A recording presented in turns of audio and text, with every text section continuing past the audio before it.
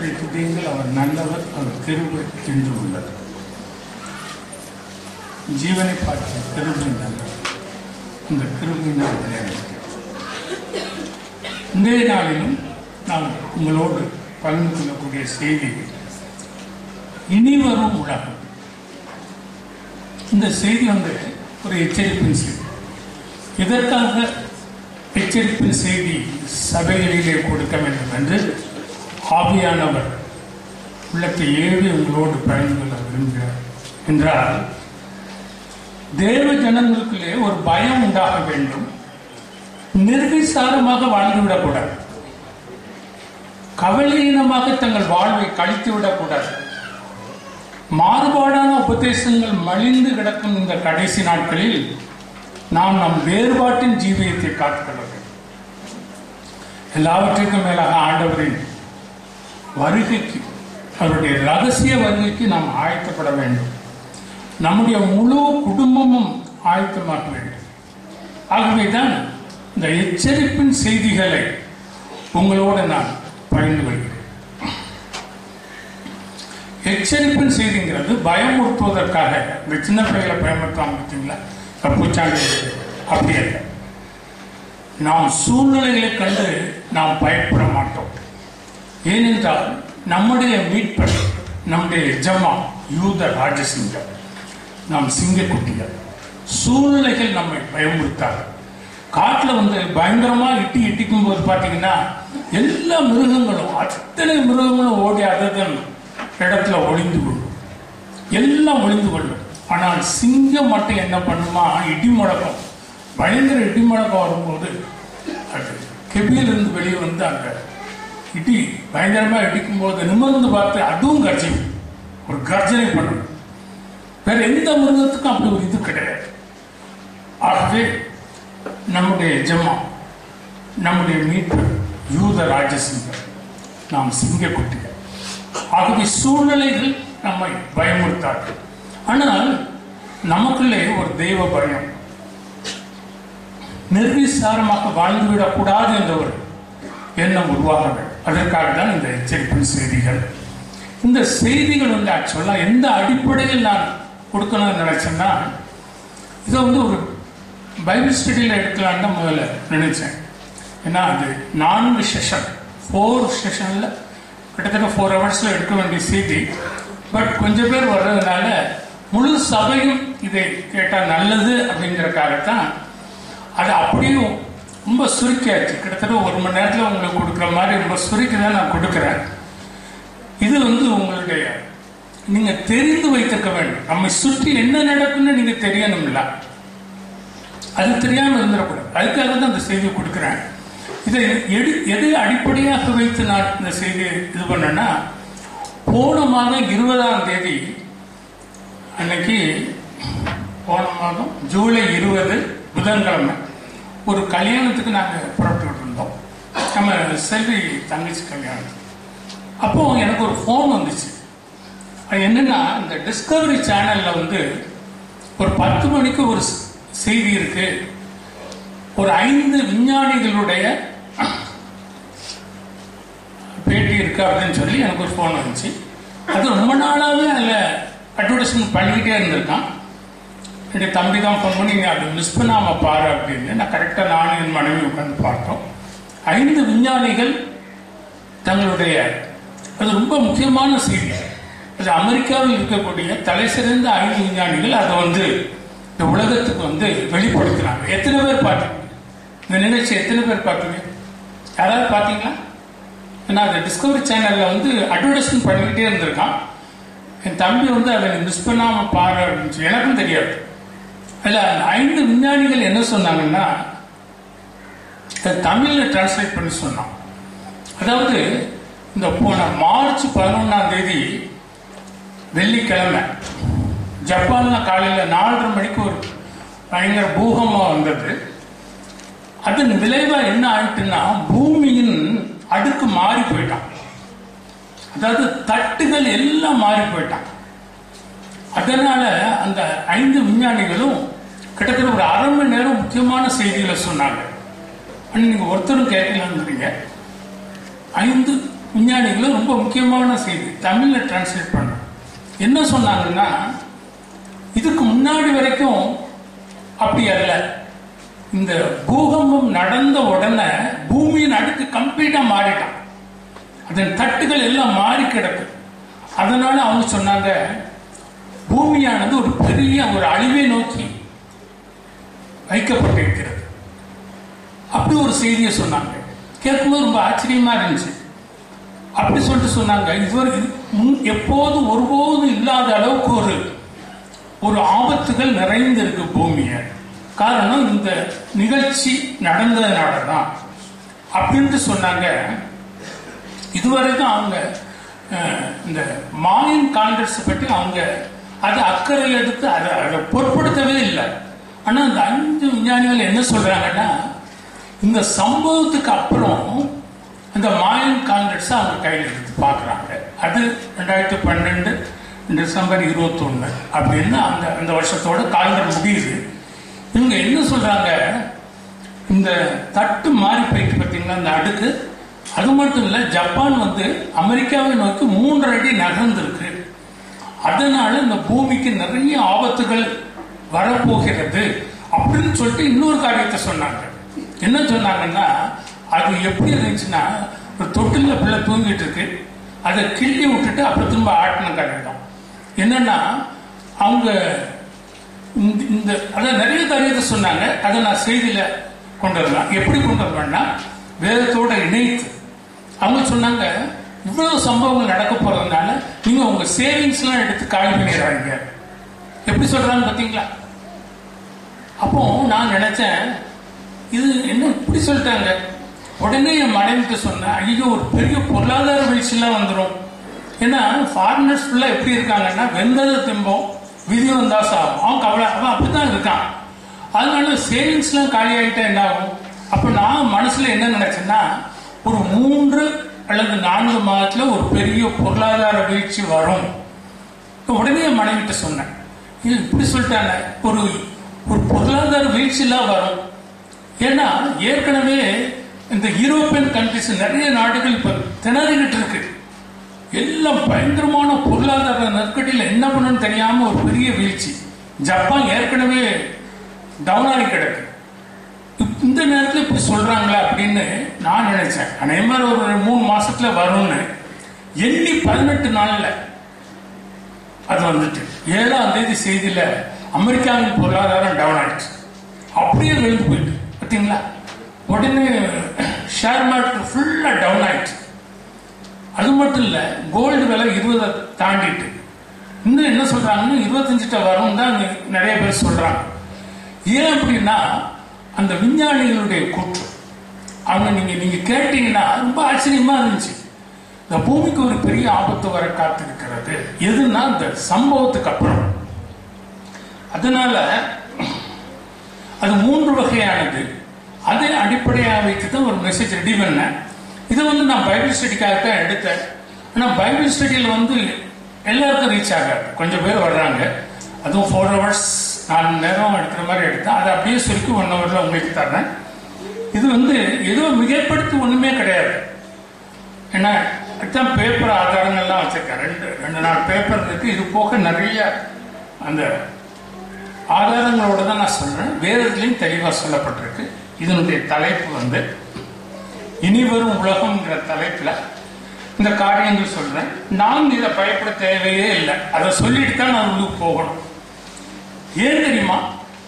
அதாவது மாயன் காலரை பற்றி இந்த நாசா விஞ்ஞான அந்த ஆராய்ச்சி மையத்தில் உள்ள தலைமை அந்த விஞ்ஞானிகிட்ட கேட்கிறாங்க, ஐயா இந்த மாதிரி மாயன் காலரை பற்றி இப்படி ஒரு செய்தி வந்திருக்கு, நீங்க என்ன நினைக்கிறீங்க?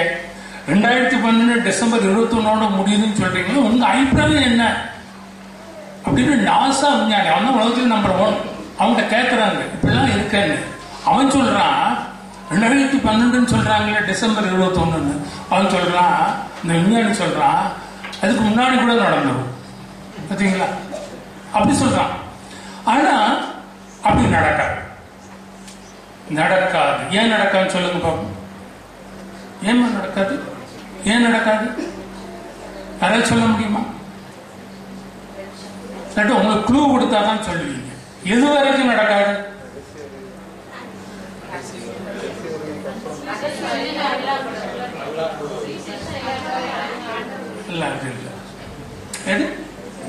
இல்ல இன்னும் கூட ஒரு சத்தம் வந்துச்சு.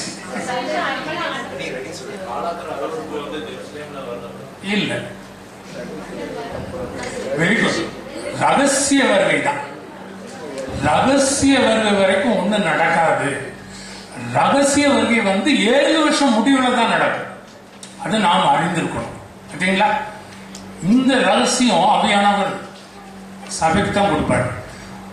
ஏன்னா அவங்க சொல்லி கிட்டத்தட்ட 18-20 நாள்ல பாருங்க, நம்ம தமிழ்நாட்டில் அதெல்லாம் நிறைய விஷயங்களை சொல்லும் போது நீங்க தெரிஞ்சுக்கிட்டீங்க.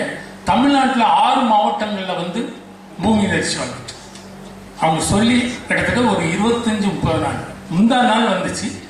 அப்போ நீங்க அந்த பேட்டியை பார்த்தீங்கன்னா அந்த 6 மாவட்டங்களில் உள்ள கிராமங்கள்ல உள்ள மக்கள்கிட்ட அவன் பேட்டி எடுக்கிறான். அவங்க என்ன சொல்றாங்க, நாங்க இதுவரைக்கும் காதுகளால கேள்விப்பட்டோம் பூமி எதிர்ச்சிங்கிறது. இப்ப நேரடியா நாங்க அனுபவிக்கிறோம். ஒரு கொஞ்ச நேரம் தான் நடந்திருக்கு, பட் நிறைய பாதிப்புகள் இருக்கு. இது எதற்காக சொல்றேன்னா, பயமுறுத்துவதற்கல்ல. நாம் தலையிலே நிமிர்ந்து நம்ம ரட்சிப்பு நெருங்கி இருக்கிறபடியா சபை அறிந்து கொள்ள வேண்டும். ஒன்றும் நடக்காது. ஏன்னா நம்முடைய ஆண்டவருடைய ரகசிய வருகைக்கு அப்புறம் 7 வருஷம் முடிவுல தான் எல்லாம் நடக்கும். பட் நாம் அறிந்திருக்க வேண்டும். எல்லா காரியங்களும் சபை அறிந்திருக்க வேண்டும். நாம் கடைசி நொடிகளிலே வந்திருக்கிறோம். ஆகவே இந்த செய்தியை ஆதாரமாக 2 பேதுரு 3:13-14 வாசிக்கும். தலைப்பு இனி வரும் உலகம். அவருடைய வாக்குத்தத்தத்தின்படியே நீதி வாசமாய் இருக்கும் புதிய வானங்களும் புதிய பூமியும் உண்டாகும் என்று காத்திருக்கிறோம். ஆகையால் பிரியமானவர்களே, இவைகள் வர காத்திருக்கிற நீங்கள் கரையற்றவர்களும் பிழை இல்லாதவர்களுமாய் சமாதானத்தோடு அவர் சந்நிதியில் காணப்படும்படி ஜாக்கிரதையாய் இருங்கள். சேனைகளின் கட்டாது துதிக்கு பார்க்கிறதாகிய சேவையின் பரிசுத்தரே, எங்கள் ராஜாவே, எங்கள் தகப்பனே, இந்த மனமகிழ்ச்சி நாளுக்காக துதிக்கிற ஆண்டவரே, நீங்க வார்த்தையில தாங்க உங்களுடைய ஆவியானவர் நடத்தட்டும். என்னுடைய சிந்தையையும் என்னுடைய வாயையும் உங்களுடைய படைப்பிடத்திலே வைக்கிறேன். பரிசுத்தப்படுத்துங்க. அநேகருக்கு பிரயோஜனமாக இருக்கட்டும். ஆண்டவராகிய இயேசு கிறிஸ்து நாமத்திலே இருக்கிறோம். ஜீவனுள்ள நல்ல பிதாவே, ஆமென். இவைகள் வர காத்திருக்கிற நீங்கள் கரையற்றவர்களும் பிழை இல்லாதவர்களுமாய் சமாதானத்தோடு அவர் சந்நிதியில் காணப்படும்படி ஜாக்கிரதையாக. நீங்கள் ஜாக்கிரதையாக இருக்கும்படி ஆவியானவர் எச்சரிக்கிறார். முழு உலகத்தையும் நியாயம் தீர்க்க போகிற, இந்த முழு உலகத்தையும் நியாயம் தீர்க்க போகிற மகிமை பொருந்திய கர்த்தராகிய இயேசு கிறிஸ்து அந்த ஒரு நாள் தேசாதிபதியாகிய பிளாத்துவுக்கு முன்பாக அநீதியான ஒரு நியாய தீர்ப்பை சந்திக்கும்படி நிற்கிறார். அவன் கேட்கிறான், நீ யூதருடைய ராஜாவா? அப்போ ஆண்டவர் அதுக்கு சரியா பதில் சொல்ல மாட்டான். ஏன் நீயா கேட்கறீங்க, இல்லாட்டி யாராவது கேட்க முடியும் அவன்கிட்ட சொன்னாங்களோ? திரும்ப அவன் கேட்பான், மாற்றி கேட்பான். அப்படியானா நீ ராஜாவோ? அப்போ அவர் சொல்லுவாரு, நான் இதை நீங்க குறிச்சுக்காங்க, பட் அதை வாசிக்க வேண்டாம், ஏன்னா நிறைய விஷயங்கள் சொல்ல வேண்டியிருக்கு. அவன் 18:33 அவர் சொல்வாரு, நீ சொல்கிறபடி நான் ராஜா தான். சத்தியத்தை குறித்து சாட்சி கொடுக்க நான் பிறந்தேன், இதற்காகவே இந்த உலகத்தில் வந்தேன் அப்படின்னு சொல்லிட்டு யோவான் 18:36 இதெல்லாம் புரிச்சுக்காங்க. என் ராஜ்யம் இவ் உலகத்திற்குரியதல்ல. இந்த கடைசியில என் ராஜ்யம் இவ் இடத்திற்குரியது அல்ல.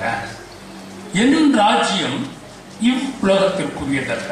என் ராஜ்யம் இவ் இடத்திற்குரியது அல்ல.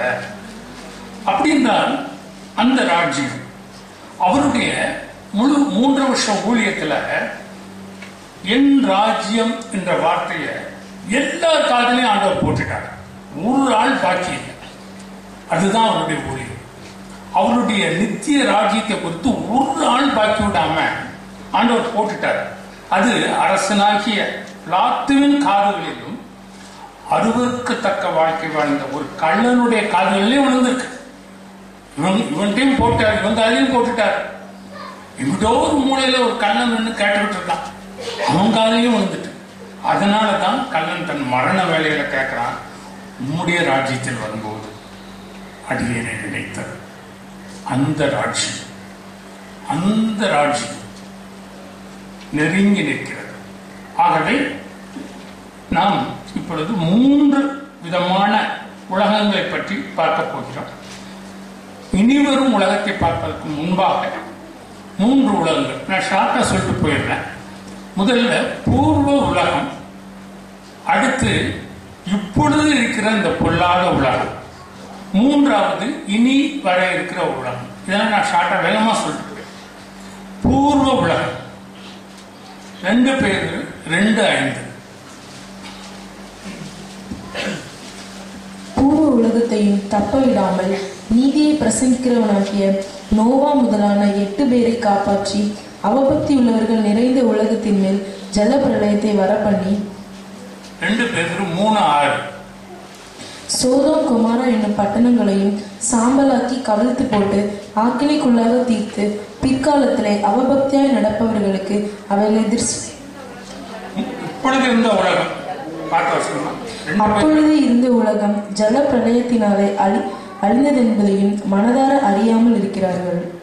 ஆதியாகமம் 6:2-5 வாசம். ஆதியாகமம் 6:2. தேவகுமாரர் மனுஷகுமாரத்திகளை அதிக சௌந்தரியம் உள்ளவர்கள் என்று கண்டு அவர்களுக்குள்ளே தங்களுக்கு பெண்களை தெரிந்து கொண்டார்கள். 5 வாசம். மனுஷனுடைய அக்கிரமம் பூமியிலே பெருகினது என்றும் அவன் இருதயத்தின் நினைவுகளில் தோற்றம் எல்லாம் நித்தமும் பொல்லாததே என்றும் கர்த்தர் கண்டு. அப்ப 4 காரியங்கள் இதுவரைக்கும் வாசத்துல சொல்லப்பட்டிருக்கு. பூர்வ உலகத்தை தேவன் ஏன் அளித்தார்? அவபக்தி உள்ளவர்கள் நிறைந்த உலகம், அக்கிரமம் பெருகினது, இருதயத்தின் நினைவுகளின் தோற்றம் எல்லாம் நித்தமும் பொல்லாதவைகள். அடுத்து தேவகுமாரர் மனுஷகுமாரத்திலே மணந்தார்கள். யாருங்க அந்த தேவகுமாரர்? யாருங்க தேவகுமாரர்? தேவகுமாரர் யார்? யாரும் சொல்ல முடியுமா? யார் இந்த தேவகுமாரர்? இல்ல, அதுதான் குழப்பவாங்க. இதுதான் ஜெரோசிப்னஸ் குழப்பி அடிச்சிருவாங்க. அதனாலதான் இந்த டாபிக் நான் எடுக்கிறேன். விழுந்து போன தூதர்கள் வர முடியாது. ஏன்னா தூதர்கள் காமன் ஜெண்டர். நான் பைபிள் ஸ்டடியில சொன்னேன், ஆணும் இல்ல பெண்ணும் இல்ல, அவங்க உருவம் எடுக்கலாம், பட் அதாவது உற்பத்தி, அதாவது மனுஷரை அவங்க பிறப்பிக்க முடியாது. நமக்கு இருக்கிற அந்த இது அவங்க பவர் அவங்களுக்கு கிடையாது, மனுஷருக்கு தான், நமக்கு தான் உண்டு. அதனால இதைத்தான் ஜெவசுத்தம்ஸ் குழப்பவாங்க. தேவகுமார் யார் அப்படின்னா, நீங்க தேவனுடைய வார்த்தையை ஏற்றுக்கொண்ட ஒரு சிறுகுட்ட ஜனம். யோவான் 10:34-35 வாசம்.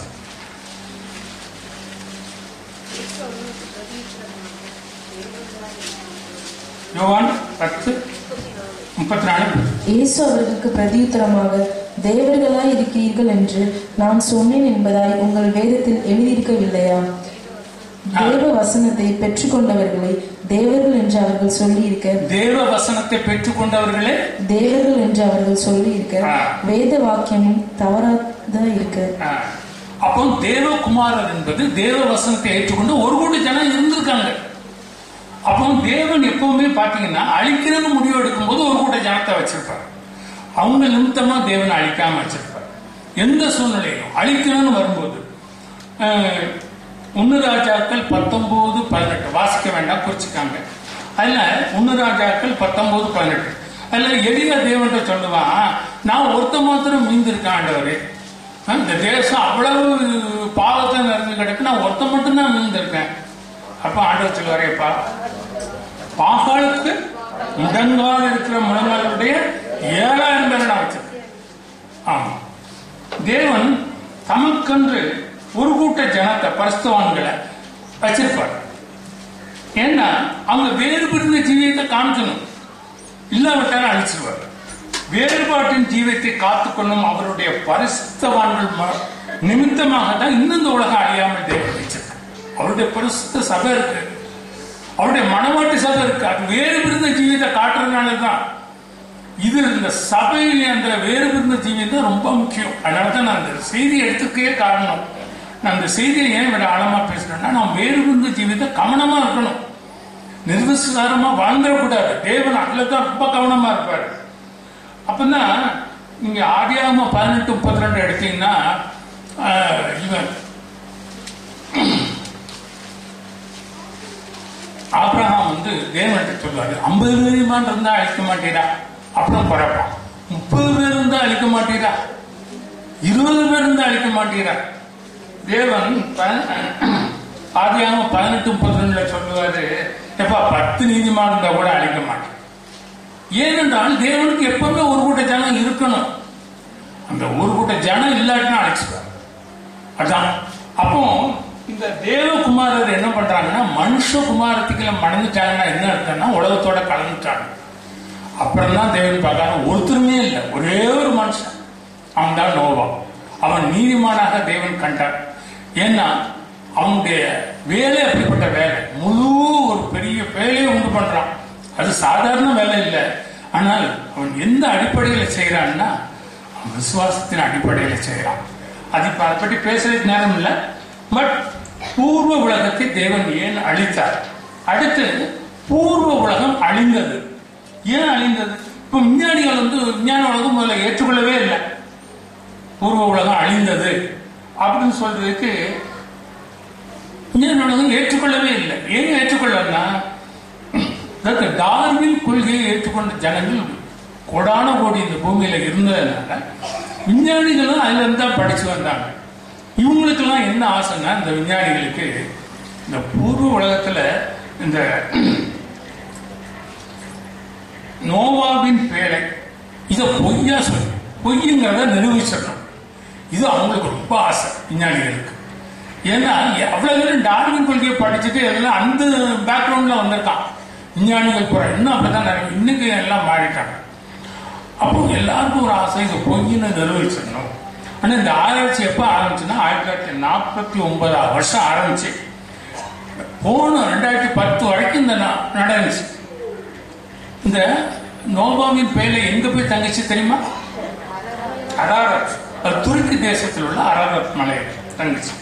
எல்லா பேரும் படையெடுக்க ஆரம்பிச்சாங்க. ஏன் 1949ன்னா 45 வரைக்கும் 2ஆம் உலகத்தை நடந்துச்சு. அதுல எல்லா நாடுகளும் சின்ன பின்னம் ஆயிட்டு, அது செட்டில் ஆங்காட்டியும் ஒரு 49 எல்லாம் செட்டில் ஆயிட்டாங்க. எல்லாரும் படையெடுத்தாங்க. அவ்வளவு பேரும் துருக்கியை நோக்கி படையெடுத்து ஆராய்ச்சி. என்னன்னா இதை பொய்ன்னு நிரூபிச்சிடணும்.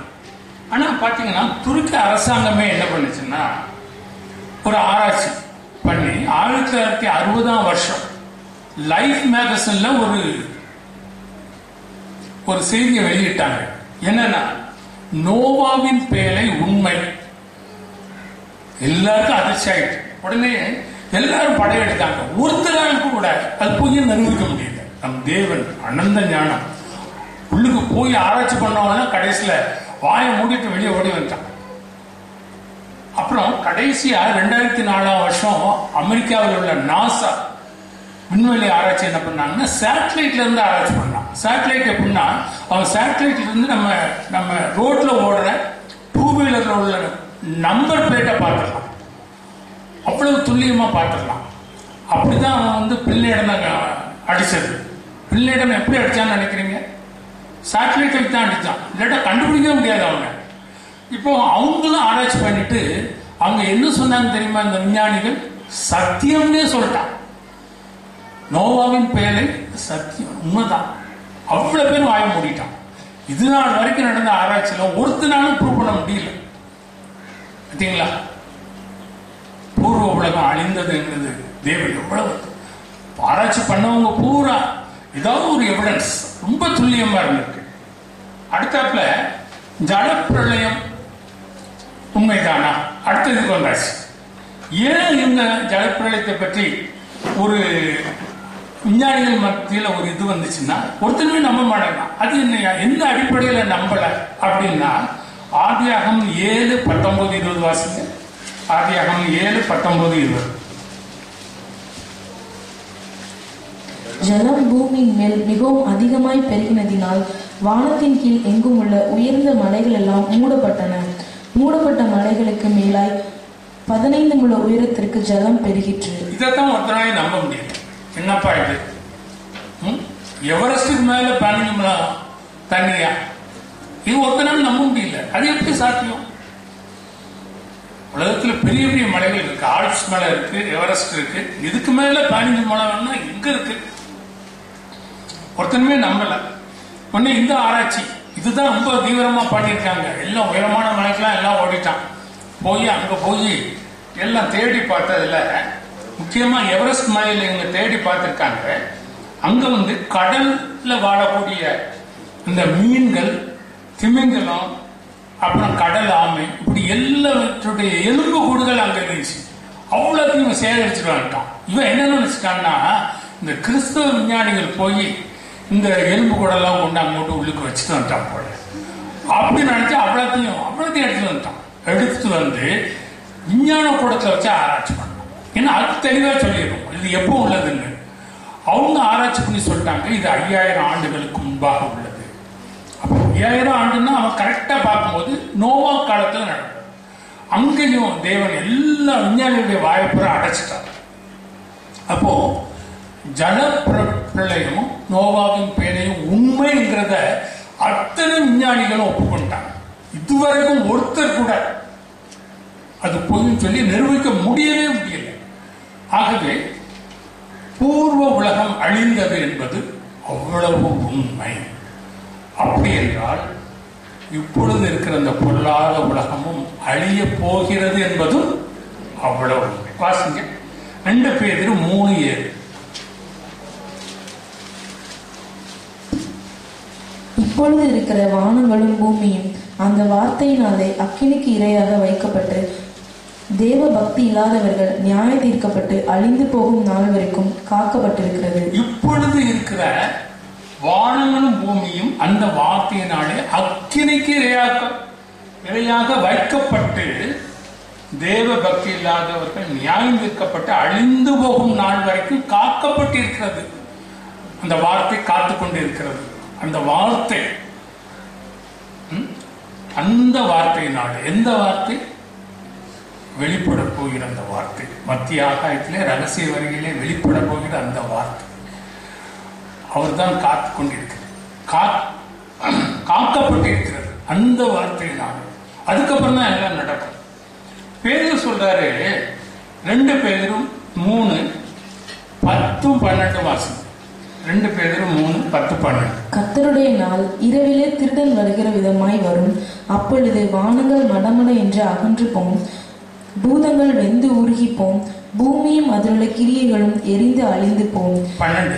தேவனுடைய நாள் சீக்கிரமாய் வரும்படிக்கு மிகுந்த ஆவலோட காத்திருங்கள். அந்த நாளில் வானங்கள் வெந்து அழிந்து பூதங்கள் எரிந்து உருகி போம். அது என்னங்க பூதம்? பூச்சாண்டி காமிச்ச மாதிரி இருக்குல்ல. பூதங்கிறாரு. என்ன பூதம்? யாராவது சொல்ல முடியுமா என்ன பூதம் அது?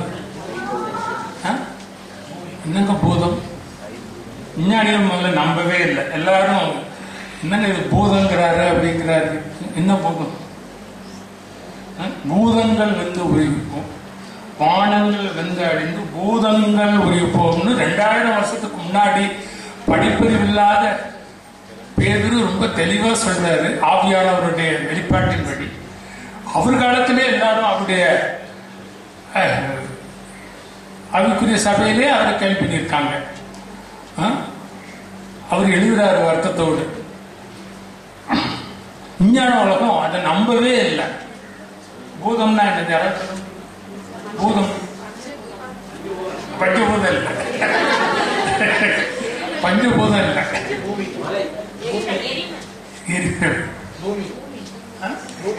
பூமி இல்லை. அதான் ஒரு சொல்லு.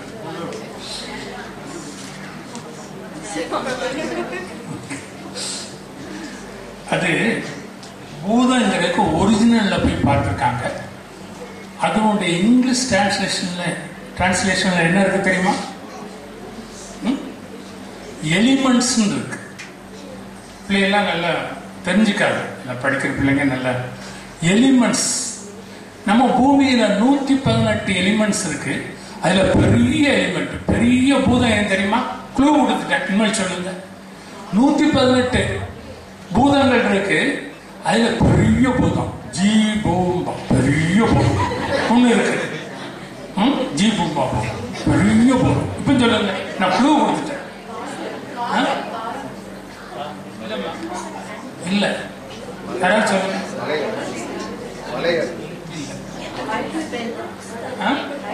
தங்கச்சிங்கெல்லாம் நல்லா ஓரளவு நெருக்கி வந்துட்டாங்க. தங்கச்சி பாருங்க. இல்ல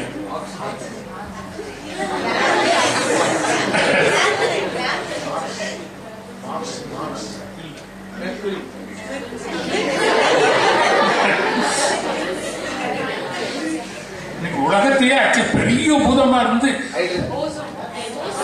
ஏதாவது ஒண்ணு பக்கத்துல அந்த செய்தி நீங்க சொல்ற அந்த ஆர்டிகல் நெருங்கி வருது, இன்னும் பக்கத்துல வரல. பேப்பர்ல நீங்க படிக்க மாட்டீங்களா? இந்த வாரம் பேப்பர்ல எழுதியிருக்கான், இந்த பூதத்தை பற்றி எழுதியிருக்கான். நம்ம தலைக்கு மேல கத்திய, நம்ம பூமியில வாழக்கூடிய 800 கோடி ஜனங்கள் தலைக்கு மேல அந்த பூதம் கத்தியா தொங்கிட்டு இருக்குன்னு பேப்பர்ல எழுதி. இது பழைய செய்தி நான் சொல்றது. பேப்பர் நீங்க படிக்கவே மாட்டீங்களா? இல்ல, இந்த போன வாரம் 8ஆம் தேதி செவ்வாய்க்கிழமை பத்திரிகையில வந்திருக்கு. இந்த பூதம் பூமியில வாழக்கூடிய அத்தனை பேர் தலையிலும் கத்தியா தொங்கிட்டு இருக்கு. எப்ப உள்ள போகுதுன்னு தெரியல. அந்த பூதத்தை நான் சொல்ல போறேன். அணு இல்ல, நிறுத்த வச்சீங்க, நான் சொல்லிடுறேன். டைம் ஆகிட்டு போகுது. தங்கச்சிமார்கள் உடனே நெருக்க. அந்த பூதம் என்னன்னா அதுதான் யுரேனியம்.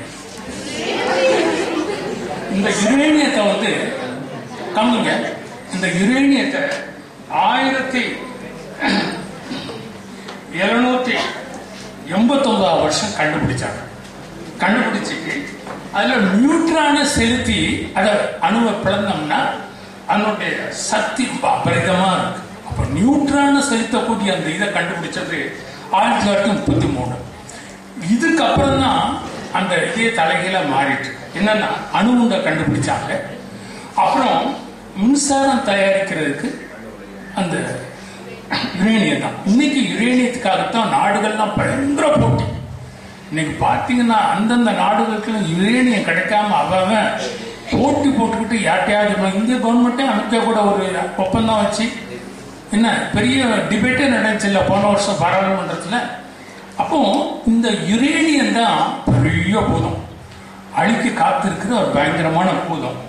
அமெரிக்காவில் நான் சொல்ற பாயிண்ட்ஸ்ல எல்லாம் பேப்பர்ல அந்த இதுல வந்து செய்தியை நான் உங்களுக்காக எடுத்து பேசுறேன். எதுவுமே மிகப்படுத்தப்பட்ட இது இல்லை, எல்லாமே இன்ஃபர்மேஷன் பேப்பர்ல. அதுக்காகவே அந்த பேப்பர்ல நான் எடுத்துட்டு வந்திருக்கேன். அமெரிக்காவில் சிக்காகோ நகர்ல ஒரு அணுசக்தி கடிகாரம் இருக்கு.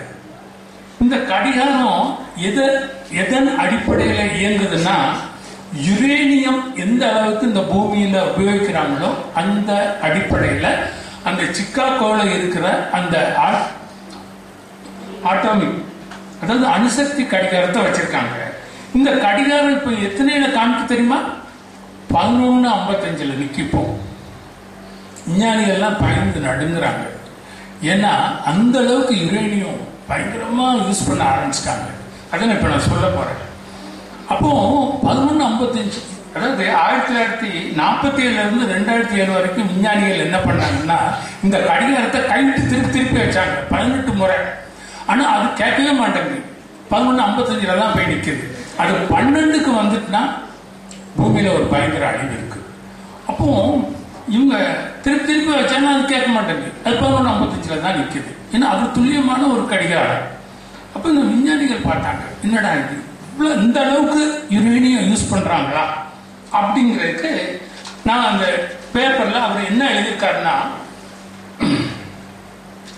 18 நாடுகள் அணு ஆயுத சோதனையை நடத்திக்கிட்டே இருக்காங்க. கவனமா கேளுங்க. 18 நாடுகள் அணு ஆயுதத்தை அவன் என்ன சீக்கிரட்டா தானே செய்யறான். எல்லா நாடுகளும் செஞ்சுக்கிட்டு இருக்கான். சீனா ஒரு பக்கம் செய்யறான், இந்தியா ஒரு பக்கம் பண்ணுது, பாகிஸ்தான் பண்றான், அமெரிக்கா, எல்லா நாடுகளும் அது வெளியே சொல்ல மாட்டாங்கல்ல. சொன்னா எல்லாரும் கட்டி கூப்பாடு போட்டுருவாங்க, நீ ஏன் இப்படி பண்றன்னு. 18 நாடுகள் பண்ணிக்கிட்டு இருக்கு. இதுல இவர் என்ன எழுதுறாருன்னா, இந்த கடந்த வாரம் செவ்வாய்க்கிழமை பேப்பர்ல அவர் எழுதுறாரு, அவர் தலைப்பே அதுதான், எப்போதும் தலைக்கு மேல் தொங்கும் கத்தி. நம்ம தலைக்கு மேல ஒரு கத்தி தொங்கிட்டு இருக்கு, அதுதான் யுரேனியம், அதான் பெரிய பூதம். அதை பற்றி அவர் என்ன சொல்றாருன்னா, 31 நாடுகளில் அணுசக்தி உற்பத்தி செய்யப்படுகிறது. உலகம் முழுவதும் இப்பொழுது 443 அணு உலைகள் இருக்கின்றன.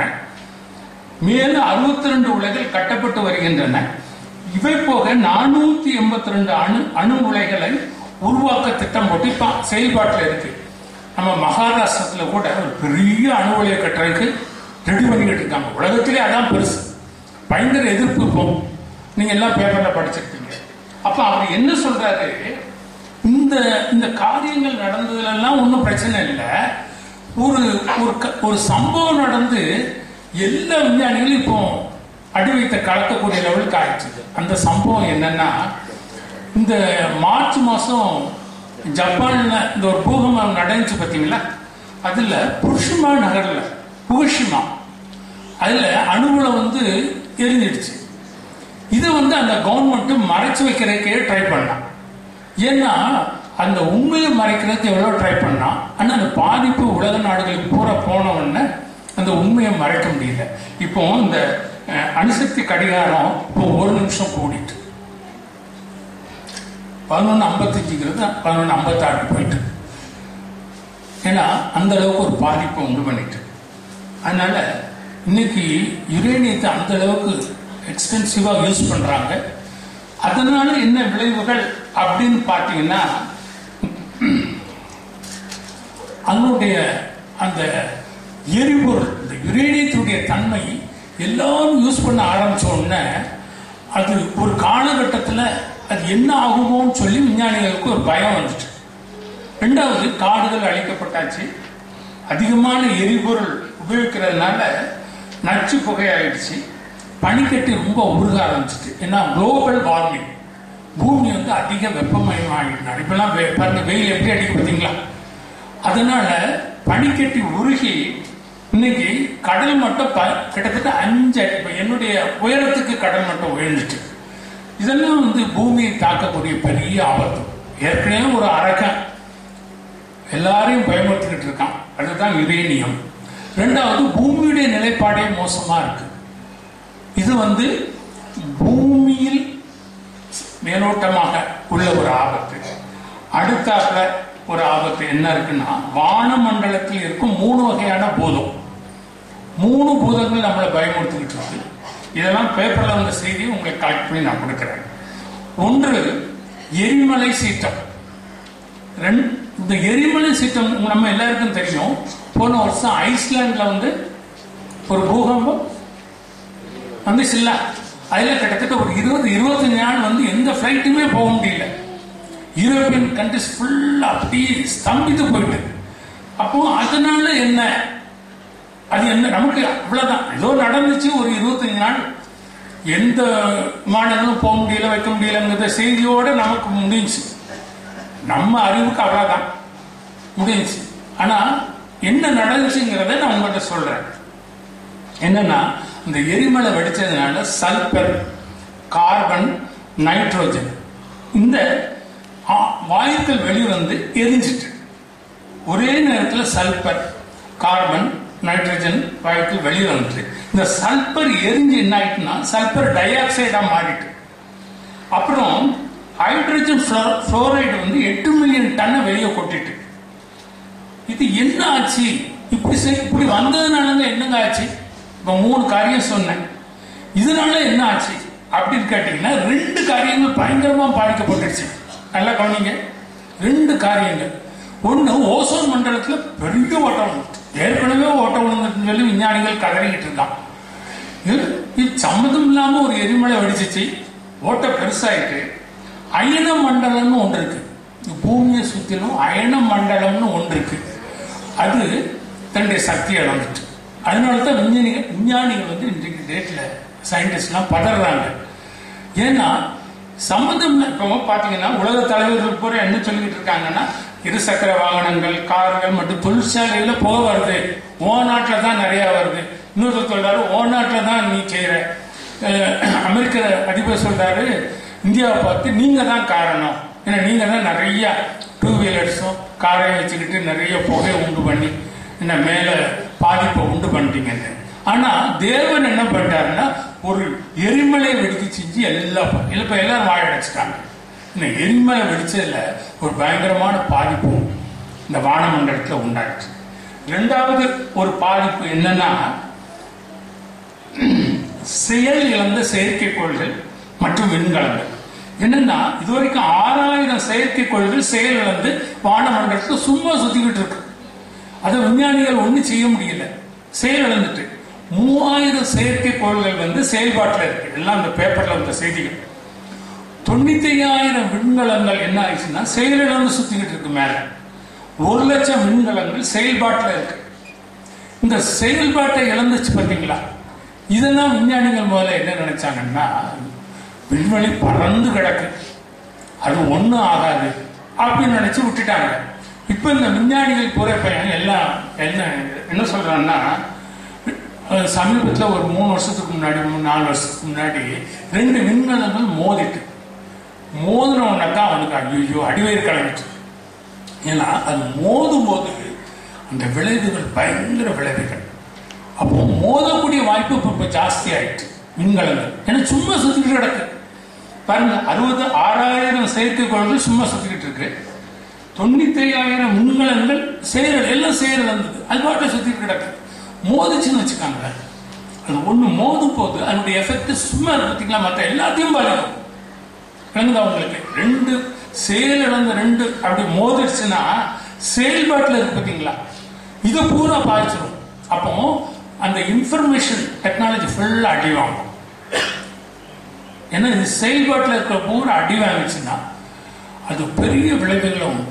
அது மட்டும் இல்லை, அது அவன் நிறைய சொல்றான். ஏன்னா இதை நான் பைபிள் ஸ்டடியில்னா நிறைய விஷயங்களை சொல்லலாம். இப்போ டைம் இல்லாதனால நான் அதோட முடிச்சிடறேன். அதில் என்ன விளைவுகள் வருங்கிறது. அதனால விஞ்ஞானிகள் அதை நினைச்சு ரொம்ப பயப்படுறாங்க. 3வது ஒரு பூதம், அது வானமண்டலத்தில் ஃபர்ஸ்ட் எரிமலை சீற்றம், 2வது செயலிழந்த செயற்கைக்கோள்கள் விண்கலங்கள், 3வது எரிமலை கற்கள். இது என்னன்னா 1971 வருஷம் அக்டோபர் 5ஆம் தேதி பிரேசில் நாட்டில் 31,000 கிலோ இடையில் உள்ள ஒரு எரிமலை கல் விழுந்துச்சு. இது விஞ்ஞானிகள் எதிர்பார்க்கவே இல்லை, திடீர்னு விழுந்துச்சு. அப்புறம் ஆப்பிரிக்காவில் சவுத் ஆப்பிரிக்காவில் 60 டன் எடையுள்ள எரிமலைக்கல் வானத்திலிருந்து விழுந்துச்சு. இப்போ விஞ்ஞானிகள் என்ன சொல்றாங்கன்னா 45,000 பெரிய மலைகள் போன்ற கற்கள் பூமியை சுத்திக்கிட்டு இருக்காங்க. இது நான் சொல்லக்கூடியது விஞ்ஞானிகள் இதுதான் விஞ்ஞானிகள் பயப்படுறாங்க. ஏன்னா பூமியானது தன்னுடைய அயன மண்டலத்தில் உள்ள சக்தியை இழந்துகிட்டு வருது. எந்த கண்டு பூமிக்கு வந்தாலும் இதுக்கு முன்னால என்னன்னா 97.5% அதை எரிஞ்சு சாம்பல் தான் பூமியில விழணும். இதுதான் நியதி. ஆனா இந்த நியதி இப்ப ஏன் மாறிட்டுனா இந்த பூமியை சுற்றி இருக்கிற அயன மண்டலமும் ஓசோனும் ஓட்ட விழுந்துட்டு, ஓசோன்ல ஓட்ட விழுந்துட்டு அயன மண்டலம் சக்தியை இழந்துட்டு. அதனாலதான் இதுக்கு என்ன காரணம் அப்படின்னா அணு ஆராய்ச்சி பண்ணிட்டே இருக்கான். ஒருத்தன் கேட்க மாட்டான், அவன் பாட்டு அணுகுண்டை வெடிச்சுக்கிட்டு இருக்கான் ஒரு பக்கம். இன்னொரு பக்கம் பாத்தீங்கன்னா நிறைய அணு சம்பந்தப்பட்ட அந்த எலக்ட்ரிசிட்டி இதுல இருக்குது. ஏற்கனவே புகுஷிமாவில் அந்த அணுவுல வெடிச்சதுனால அதனுடைய எஃபெக்ட் வானமண்டலத்தை பயங்கரமா பாதிச்சுட்டு. இதை பாதிக்க போய் தான் விஞ்ஞானிகள் இந்த 5 பெரிய விஞ்ஞானிகள் போன மாதம் 20ஆம் தேதி அவ்வளவு ஒரு ரிப்போர்ட்டை கொடுத்திருக்காங்க. இந்த பூமி ஒரு பயங்கர ஆபத்துல இருக்குது அப்படின்னு சொல்லிட்டு. அப்போ ஒருத்தர் கேள்வி கேட்கறான், இதுக்கு என்னதாங்க பரிகாரம்? அப்ப அவன் சொல்றான், பரிகாரமே கிடையாது, நம்ம எதிர்கொண்டுதான் ஆக வேண்டும் அப்படின்னு சொல்றாங்க. அப்படி என்றால் இன்னொன்னு ஒரு பெரிய காரணம், அது என்னன்னா சூரியன்ல கருப்பு புள்ளி. இது வருஷமா இல்லை, ஆனா 1958 தான் முதல்ல கண்டுபிடிக்கிறாங்க. அது வரைக்கும் கிடையாது. 1958 263 புள்ளிகள் இருந்துச்சு. இதெல்லாம் ஆதாரப்பூர்வமா நான் சொல்றேன்.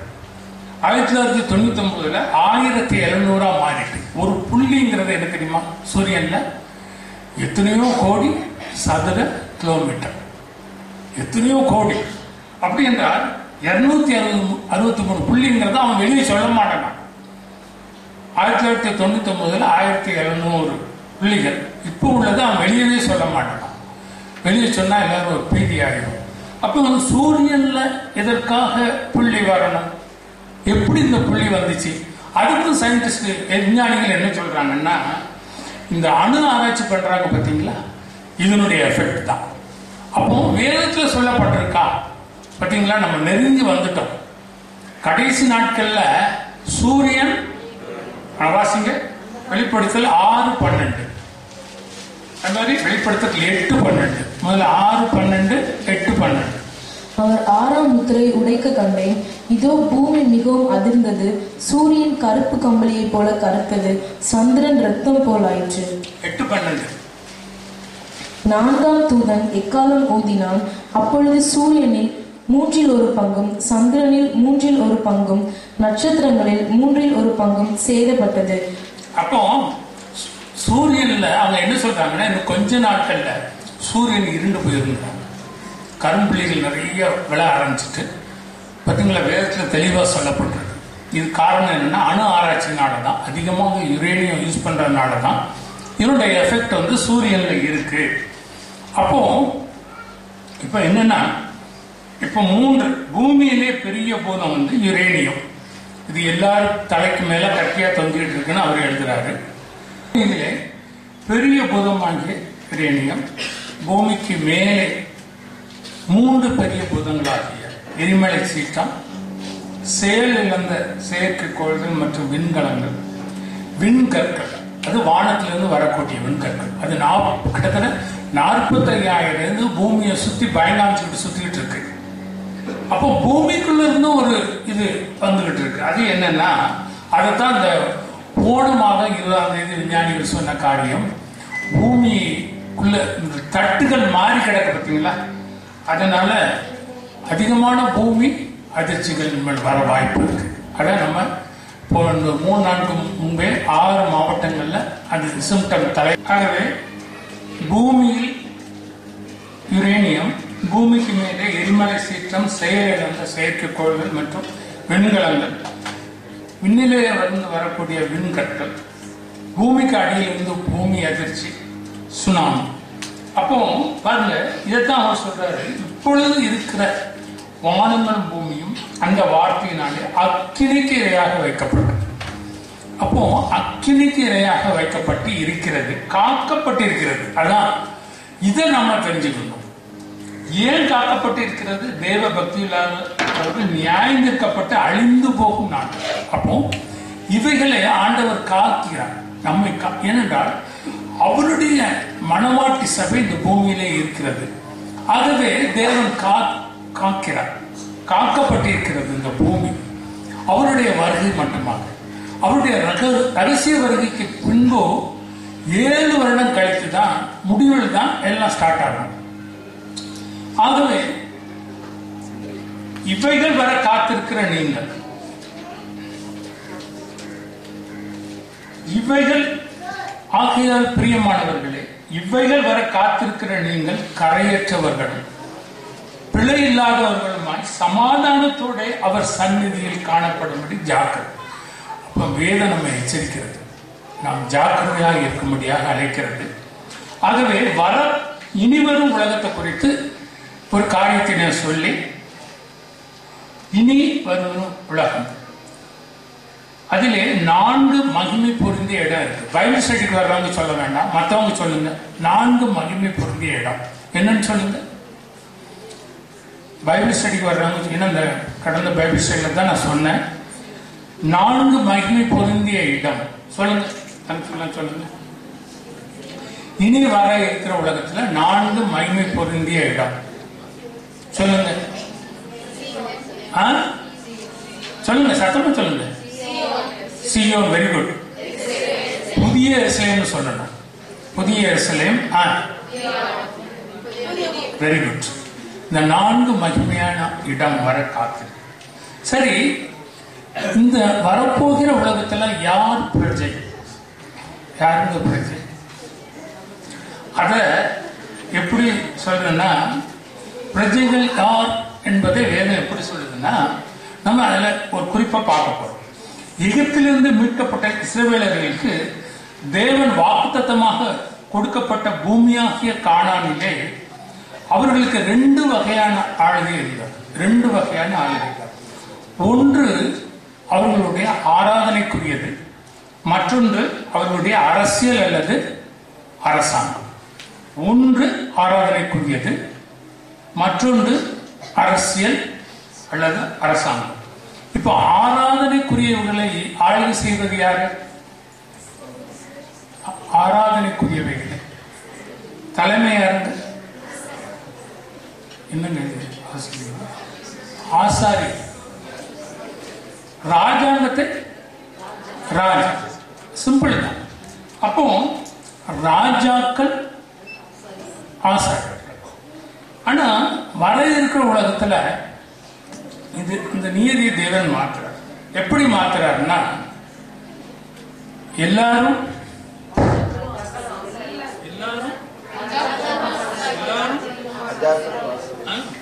அப்போ பல கோடி பேருக்கு ஒரு ராஜா, பல லட்சம் பேருக்கு ஒரு ஆசாரியன். அப்படிதான் நீதி இருந்துச்சு. பல கோடி பேர் அவங்களுக்கு ஒரு ராஜா, பல லட்சம் பேருக்கு ஒரு ஆசாரியன். ஆனா தேவன் இந்த நீதியை மாற்றுறார். எல்லாரும் ராஜாக்கள், எல்லாரும் ஆசாரியர்கள். அப்போ இதனுடைய அர்த்தம் தான் என்ன அப்படின்னு பாத்தீங்கன்னா, அவர் சொல்றாரு, ஆசாரியன் என்பதற்கு சொல்லர்த்தமான விஷயம் என்னவென்றால், தேவனுக்கு முன்பாக பரிசுத்தம், ஆடையில் பரிசுத்தம், நடக்கையில் பரிசுத்தம், ஜீவியத்தில் பரிசுத்தம். அப்படி பரிசுத்தம் இல்லாம தேவனுடைய சந்நிதியில ஆசாரியன் போயிட்டான்னா மரணம் தான். இதுதான் சொல்லர்த்தமாக ஆசாரியனுடைய நிலை. ஆனால் ஆவிக்குரியது என்ன தெரியுமா?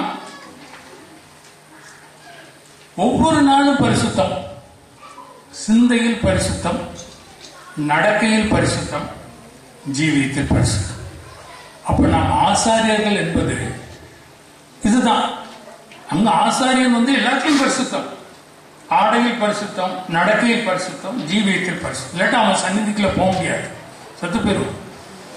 2வது சொல்லர்த்தமான அர்த்தம் என்னவென்றால், ஆசாரியன் தான் பலி செலுத்தணும். வேற யாரும் செலுத்த முடியுமா? பலி ஆசாரியன் தான் செலுத்தணும். ஆனால் ஆவிக்குரிய அர்த்தம் என்னன்னா, ஒவ்வொரு நாளும் பலிபீடத்தில் நம் மாம்சத்தின் பொல்லாத கிரியைகளை நாம் என்ன பண்ணணும்? நம்ம தான் செலுத்தணும். நாம் பலி செலுத்தி வாழ வேண்டும். அதான் ஆசாரியனுடைய ஆவிக்குரிய அர்த்தம். நாம் ஒவ்வொரு நாளும் பலி செலுத்தணும். ஒவ்வொரு நாளும். அதான் போன தடவை நான் சொன்னேன். ஒவ்வொரு நாளும் மாம்சத்தின் இச்சைகள், அந்த விக்ரமார்த்த கதையை சொன்னேன். ஒவ்வொரு நாளும் மாம்சத்தின் இச்சைகள் ஒவ்வொரு நாளும் எழும்பதான் செய்யணும். அதை பலி செலுத்தி வாழ்கின்ற வாழ்க்கை. ஆசாரியன் தான் பலி செலுத்தணும். நாமும் நம்முடைய மாம்சத்தின் பொல்லாத கிரியைகளை ஒவ்வொரு நாளும் பலி செலுத்தணும். அடுத்து ஆசாரியன் தூப வர்க்கத்தை, ஆசாரியன் தான் தேவனுக்கு முன்பாக காட்ட முடியும். தூப வர்க்கம் வேற அரசு ஒரு தடவை போய் காமிக்கணும்னு போனா அவனுக்கு குஷ்டம் வந்துட்டு. ஆசாரியன் தான் தூப வர்க்கத்தை தேவனுக்கு முன்பாக காமிக்க வேண்டும். ஆவிக்குரிய அர்த்தம், துதியாகிய தூப வர்க்கம் எங்கிருந்து உருவாக வேண்டும்? நம்முடைய பரிசுத்த இருதயத்திலிருந்து ஒவ்வொரு நாளும்.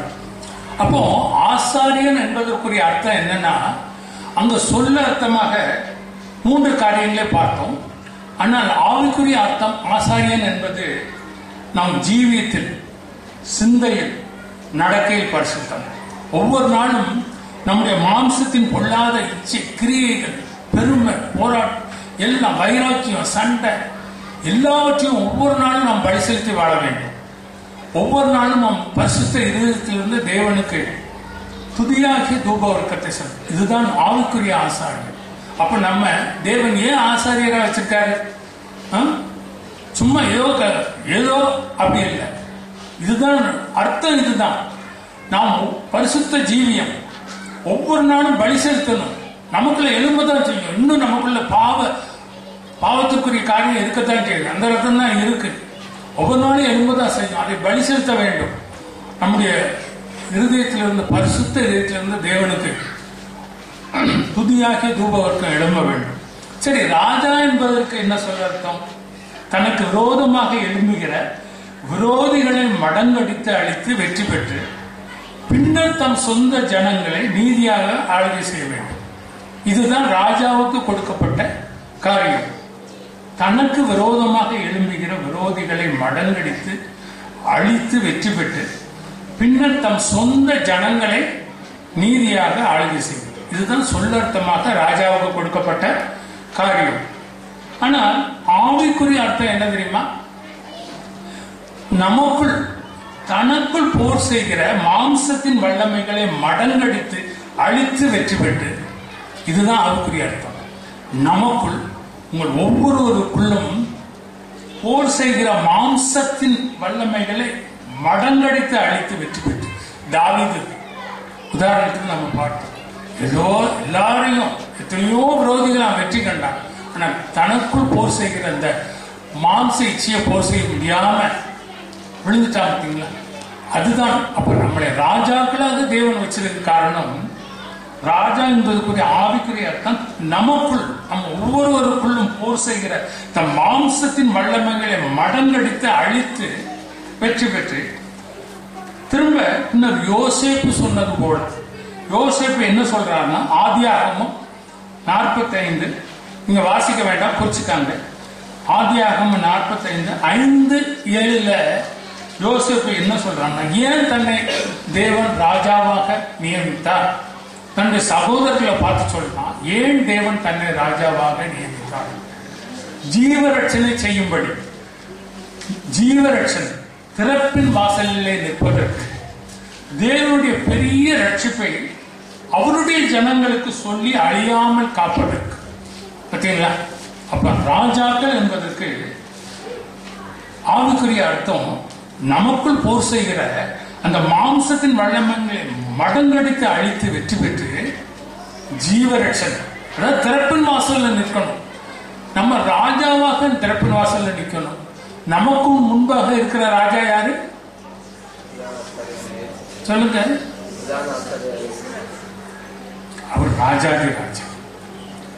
அந்த ராஜாதி ராஜாவுக்கு முன்பாக நம்ம ஆண்டவருக்கு நாமங்கள் ஒண்ணு என்னது? ராஜாதி ராஜா, கர்த்தாதி கர்த்தா. அப்ப அந்த ராஜாதி ராஜாவுக்கு முன்பாக நம்ம எப்படி ராஜாக்களாக நிற்க, திறப்பின் வாசலில் நின்று அழிந்து போகிற ஆத்மாக்களுக்காக அழ வேண்டும். அது மட்டும் இல்ல, ஜீவரட்சணை பெரிய ரட்சிப்பை தேவ ஜனங்களுக்கு சொல்லி அழியாமல் காப்பதற்கு தேவன் அதற்காகத்தான் நம்ம ராஜாவாக வைத்திருக்கிறார். அதற்காக தான் நம்மை ஆசாரியர்களாக நிறுத்தி இருக்கிறார். அதை பேதுரு ரொம்ப தெளிவா சொல்றாரு. 1 பேதுரு 2:9 வாசிங்க. 1 பேதுரு 2:9. நீங்களோ உங்களை அந்த காலத்தில் நின்று தம்முடைய ஆச்சரியமான ஒளியிடத்திற்கு வரவழைத்தவருடைய புண்ணியங்களை அறிவிக்கும்படிக்கு தெரிந்து கொள்ளப்பட்ட சந்ததியாயும் ராஜரீகமான ஆசாரிய கூட்டமாயும் பரிசுத்த ஜாதியாயும் அவருக்கு சொந்தமான ஜனமாயும் இருக்கிறீர்கள். உங்களை அந்த காலத்தில் நின்று தம்முடைய ஆச்சரியமான ஒளியின் இடத்திற்கு வரவழைத்தவருடைய புண்ணியங்களை அறிவிக்கும்படி தெரிந்து கொள்ளப்பட்ட சந்ததி ராஜரீகமான ஆசாரியர்கள். பார்த்தீங்களா? அப்போ தேவன் நம்ம ராஜாக்களும் ஆசாரியர்களுமா ஏன் வச்சிருக்காரு தெரியுமா? புண்ணியங்களை அறிவிக்கணும். ரட்சிப்பு அவ்வளவு பெருது. அதான் போன தடவை நான் சொன்னேன். ரட்சிப்பு அவன் ரட்சிப்பை காண்பிக்கிறது. நம்ம பெற்றுக்கொண்டிருந்த பாவ மன்னிப்பு ஆகிய ரட்சிப்பு அவ்வளவு பெருதா இருக்கு. அதனாலதான் யோவானுக்கு தேவதூதன் கொண்டு காண்கிறோம். உயரமான மதில், அவ்வளவு உயரம். நாம் பெற்றுக்கொண்ட ரட்சிப்பு தாங்க அவ்வளவு பெருது.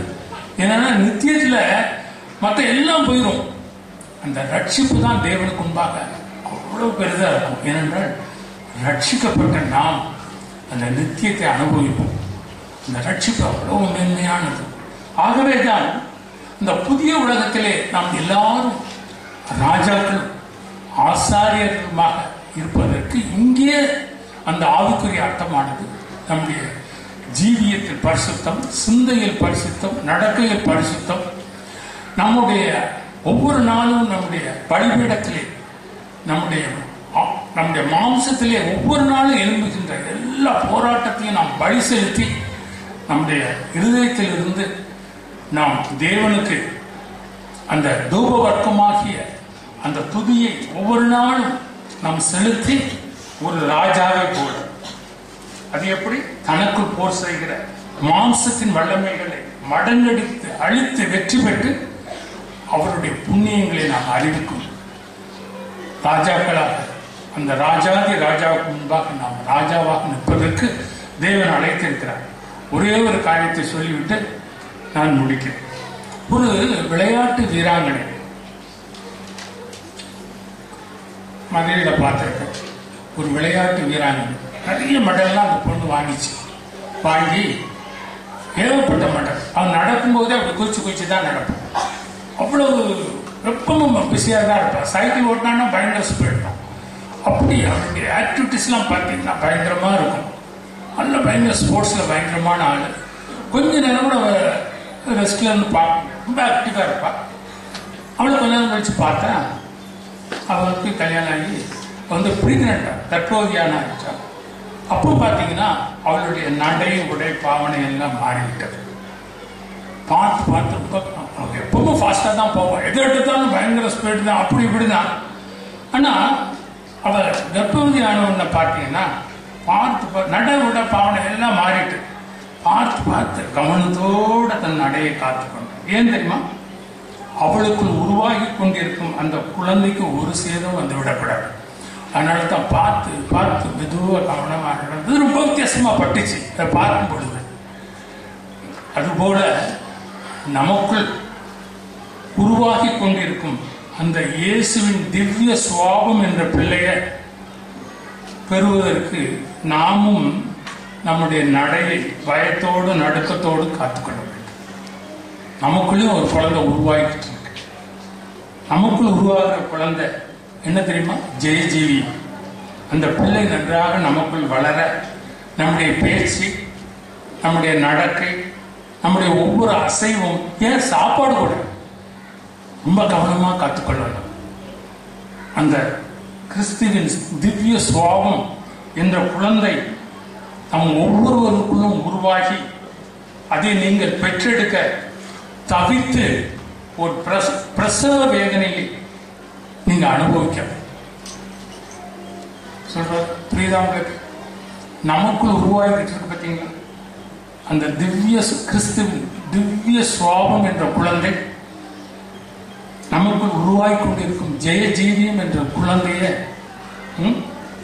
அதை நீங்கள் பெற்றெடுக்க தவித்து ஒரு பிரசவ வேதனையை நீங்கள் அனுபவிக்க வேண்டும். இதைத்தான் பவுல் சொல்றார். அந்த வேதனையை நம்ம அனுபவிக்கணும். அதனால தான் நம்முடைய நடக்கை, நம்முடைய பேச்சு, ஒவ்வொரு அசைவும் கவனமா இருக்கணும். நமக்குள்ளிருந்து வெளிப்படும் அந்த மேன்மையான சுபாவம் தான் முழு நித்தியத்தையும் ஆக்கிரமிக்க போகிறது. முழு நித்தியம் அது எது தெரியுமா? கிறிஸ்துவின் சுபாவம். அதுதான் ஜெயஜீவியம் என்ற வாழ்க்கை. இதுதான் முழு நித்தியத்தையும் ஆக்கிரமிக்க போகிறது. மற்ற எல்லாம் போயிடும். நம்ம இந்த உலகத்தை விட்டு கடந்து போகும்போது ஒன்றுமே கொண்டு போக மாட்டோம். நமக்குள் உருவாகி இருக்கிற அந்த மேன்மையான அந்த இயேசுவின் திவ்ய சுபாவம் ஜெயஜீவியம் என்ற குழந்தை இப்போ உருவாகிட்டு இங்க அமர்ந்திருக்க ஒவ்வொருவருக்குள்ளும் அந்த ஜெயஜீவியம் என்ற குழந்தை, கிறிஸ்துவின் திவ்ய சுவாபம் என்ற குழந்தை உருவாகிட்டு இருக்கா. அப்படி என்றால் உருவாக வேண்டும். அதை நீங்கள் உங்களுடைய பேச்சு நடக்கை செய்கையை உருவாக்கி அதுதான் நித்தியத்திலே முழுவதுமாக ஆக்கிரமிக்கப் போகிறது. அதுதான் ஜெயம் கொண்ட வாழ்க்கை, வெற்றி வாழ்க்கை. அப்படிப்பட்டவர்களுக்கு தான் தேவன் வாக்களிக்கிறார், நம்ம ஆண்டவர் வாக்களிக்கிறார். நான் ஜெயம் கொண்டு என் பிதாவின் சிங்காசனத்திலே அமர்ந்திருக்கிறது போல ஜெயம் பெற்றவர்களும் அவருடைய சிங்காசனத்திலே அமர்ந்து அவரோடு இருக்கும்படி நித்தியத்திலே அவரோடு இருக்கும்படியாக நம்மை அழைக்கிறார். ஆவியானவர் அதற்காகத்தான் நம்மளை கொண்டு இந்த இடத்திலே நாட்டி இருக்கிறார். ஆகவே நம்முடைய அனுபவம் வேறுபட்ட அனுபவமாக இருக்க வேண்டும். வேறு விழுந்த ஜீவியம், பரிசுத்த ஜீவியம். ஆகவே நமக்கு முன்பாக வைத்த பந்தய பொருளை நாம் கவனமாக நாடி ஓடி பெற்றுக்கொள்ள ஆவியானவர் உங்களை அழைக்கிறார். கண்களை மூடி ஜெபிப்போமா? அன்பு தகப்பனே, இந்த நாளுக்காக துணிக்கிறோமாப்பா. இந்த மனமகிழ்ச்சி நாளிலும் ஆண்டவரே உங்களுடைய வார்த்தைகளை சொல்ல நீர் கொடுத்த கிருபைக்காக ஸ்தோத்திரம் ஆண்டவரே. நீர் சொன்னவைகளை நீர் எனக்கு வெளிப்படுத்தி காண்பித்தவைகளை ஆண்டவரே சபைக்கு சொல்ல நீர் எனக்கு கொடுத்த அந்த கிருபைக்காக ஸ்தோத்திரம் தகப்பனே. இந்த வார்த்தைகள் நல்ல நிலத்தில் விழுந்த விதையாக ஆண்டவரே எங்கள் வாழ்க்கையிலே அது பலன் செய்யும். நம்முடைய வருகைக்காக நாங்கள் காத்திருக்கிறோம். உலகமானது ஒரு நெருக்கடியான சூழ்நிலையிலே வந்திருக்கிறது. அதிலே நாங்கள் எங்கள் தலைகளை உயர்த்தி மீட்பு வர காத்திருக்கிறவர்களாக, தைரியம் உள்ளவர்களாக, எங்கள் எஜமான், எங்கள் ஆத்தும நேசர், எங்கள் மணவாளர் அவருடைய வருகையை வாஞ்சியோடு காத்திருக்கிற ஜனங்களாக நம்முடைய வருகைக்கு இந்த சபை அழைக்கப்படட்டும். வந்திருக்கிற ஒவ்வொருவருக்குள்ளும் ஆண்டவரே உங்களுடைய வார்த்தை, ஆண்டவரே இந்த வார்த்தை பலன் தரட்டும். வந்திருக்க ஒவ்வொருவரையும் ஆசீர்வதியும். இந்த வார்த்தைகளை சொல்ல எனக்கு பாராட்டின கிருபைக்காக ஸ்தோத்திரம் தரும். வந்திருக்க ஒவ்வொருவரையும் ஆசீர்வதித்தார். ஆண்டவராக இயேசு கிறிஸ்து நாமத்தில் ஜீவனுள்ள நல்ல பிதாவே. ஹல்லேலூயா.